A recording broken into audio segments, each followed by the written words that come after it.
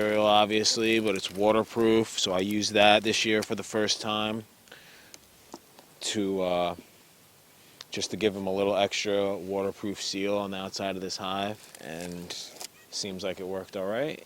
Let me think about this for a minute. So we've got here interesting configuration in terms of the boxes, because I have a deep box on the bottom. This is like an 11-inch box. Then I've got 2 medium boxes. These bees are bringing in a ton of pollen. They're out there getting it. Oh, we got a lot of bees, but we got a lot of beetles too. That's been a problem in all these hives. Hive beetles. Ooh, there's bees under there. Yeah, I heard one crunch and then I was like, ooh, no. So when you squish a bee, or when you squish a bee, they release a pheromone that alerts all the other bees that they've been harmed. So you really want to avoid that at all costs. You can totally see how the mood of the whole hive changes once you squish a bee. Or same thing, if a bee stings you, it releases the same pheromone. So what the smoke does, a lot of people say the smoke calms the bees. That's not really completely true. It actually confuses the bees, and it makes it a lot harder for them to identify me as a threat.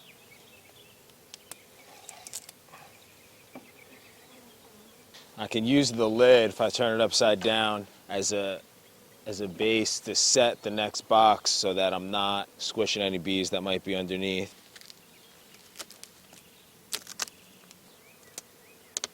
Heavy usually means there's a lot of honey in it.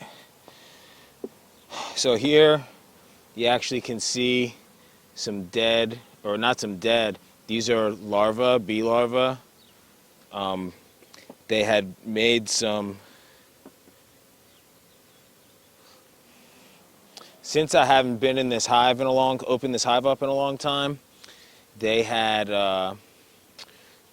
built some bridge comb between the frames and connecting them.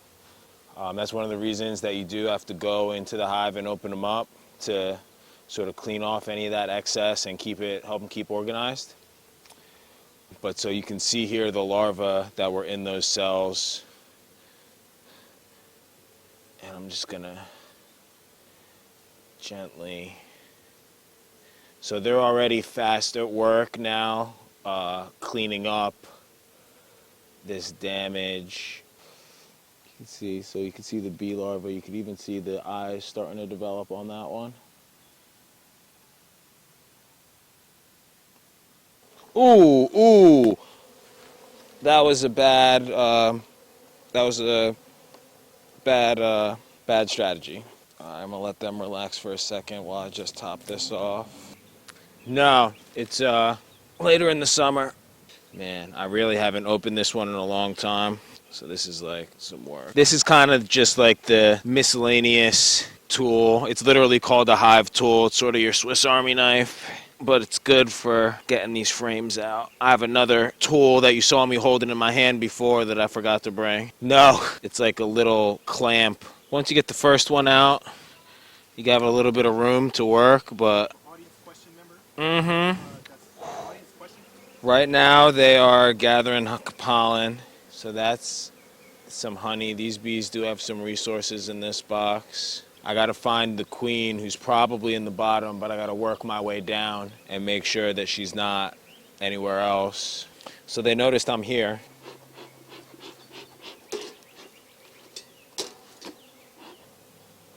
They're mad.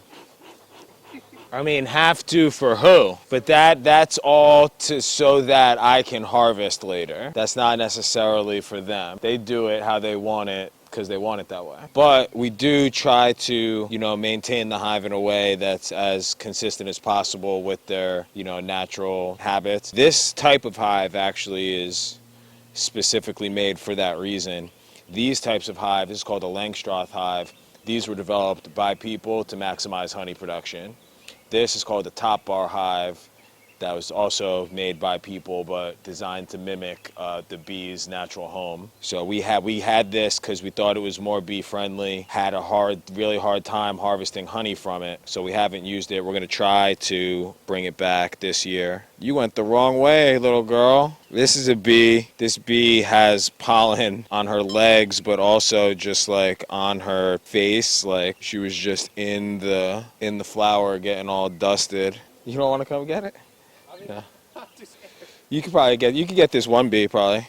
If she still, did she fly away? Yeah. Oh, there's still one on you. I don't know if it has too much. Right there, it's Oh yeah, she doesn't have as much. I could tell when they're coming at me, like, you know, because I'm in their way, or when they're coming at me because like they think they're gonna do something. And that actually is a frame of pretty much. That's capped honey. That's pretty much a full frame of honey. So in the spring when we harvest it, it'll be all the way down to the bottom with that golden wax covered looking. Anybody else been in my position? No. Yeah, the last guy quit because he got stung too much. You want to see a bee that's in the middle of hatching? Right there on the bottom. That one. He's like literally eating his way out of his little egg there.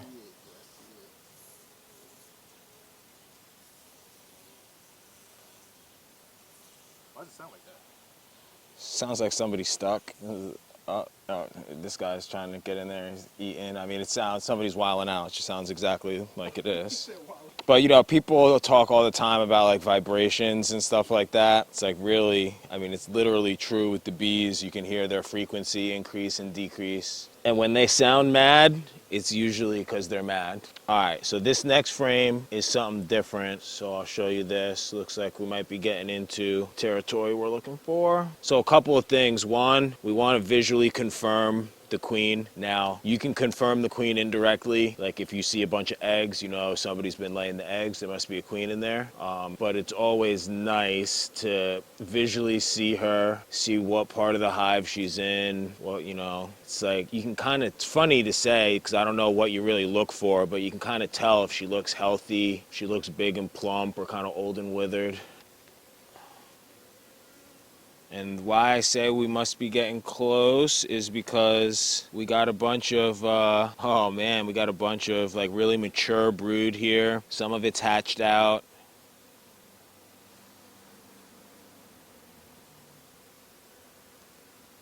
All right, so that's one objective, is to identify the queen. The other objective is to find some open brood. So that's freshly laid eggs, eggs that have been laid but not capped yet. And the reason that those are important is because from there, the bees can make a new queen. A lot of people have heard of the royal jelly. It's all about what they feed the egg. So they pick one and they make it a little bit or a lot larger. It's called a queen cup. They make a big cell so the queen has room to grow.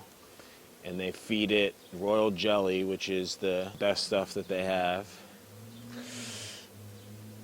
And that's how you make a new queen. So if we want to split this hive into two hives, we're going to need a new queen. And we're going to stimulate the bees to create one.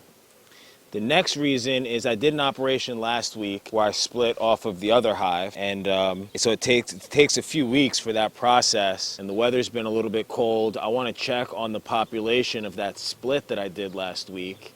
And if there doesn't seem like there's enough bees in there, I'm gonna dump some more bees.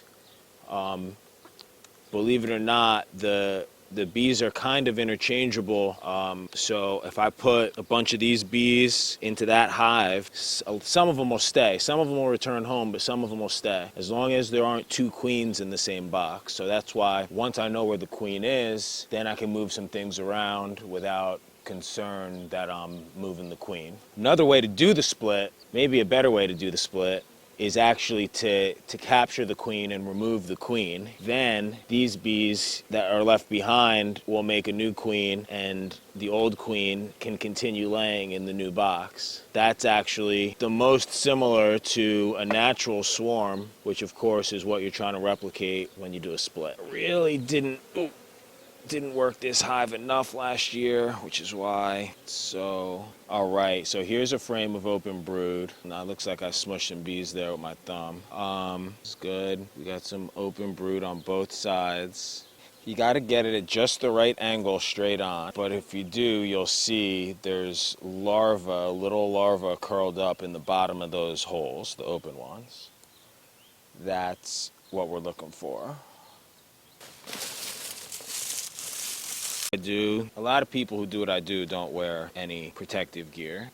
And there are some days that I come out and, I feel like I wouldn't have got stung if I didn't have it. Because you kind of tell when they're coming after you. Who knows if that's true? I mean, it gives me, as a relative beginner, a little bit more confidence and less hesitation. So for now, I stick with it. So here we've got a bunch of excess comb that needs to be trimmed off. That's all drone comb. The drones are not important, so we don't worry too much about losing some drones. The drones are literally the carriers of the queen's DNA. They're giant flying sperm that don't serve any purpose besides mating. So that's also why the worker bees, all the females, kick the drones out in the winter because there's no point in feeding them. So to save food, they kill all the males. Most people know that, but I still like saying it.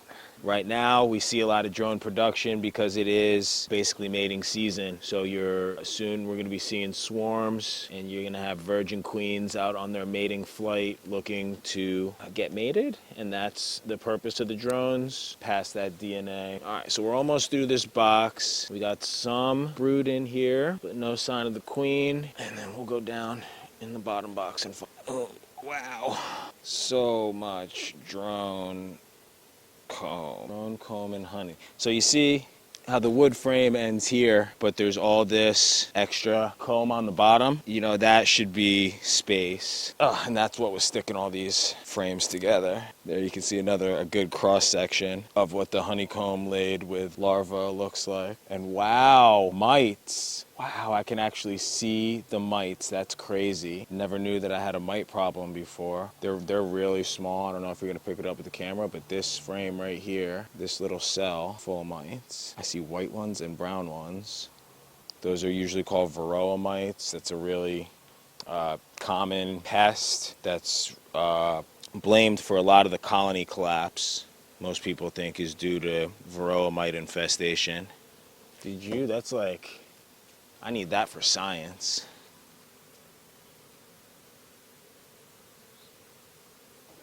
No, it's all good.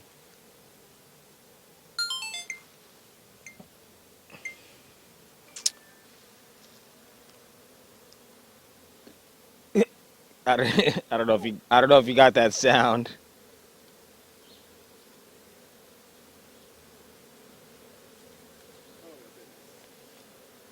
Not usually, not mostly, not generally. Look, the bees, you got to remember, the bees, it's the health of the hive as a whole is what matters.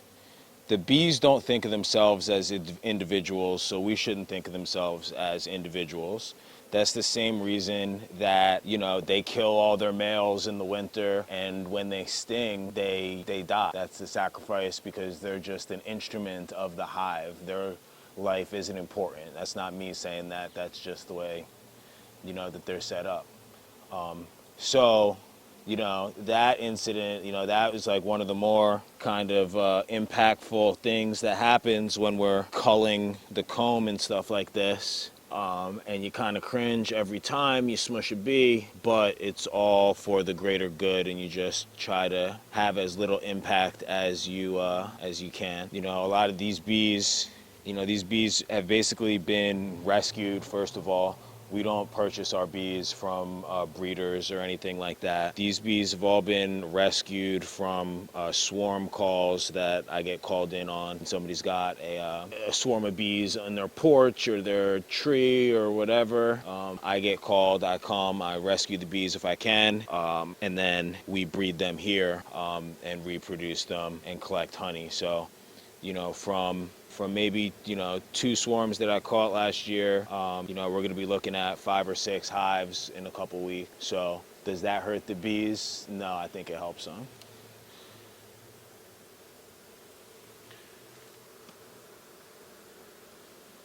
Interesting, a little bit of mold right here. Must mean some water was getting in, or that water wasn't getting out because of my Tyvek tape. That's a problem that we actually run into in construction a lot of times. Some of these, you know, modern building materials, they don't breathe the same way that historic materials and natural materials do. You know, so this wood box right here naturally would breathe and let a little bit of moisture in, but also let it out. By putting that tape there, moisture couldn't get out where it normally would, and I think that's probably the cause for that mold that I saw right there. That's a honey frame.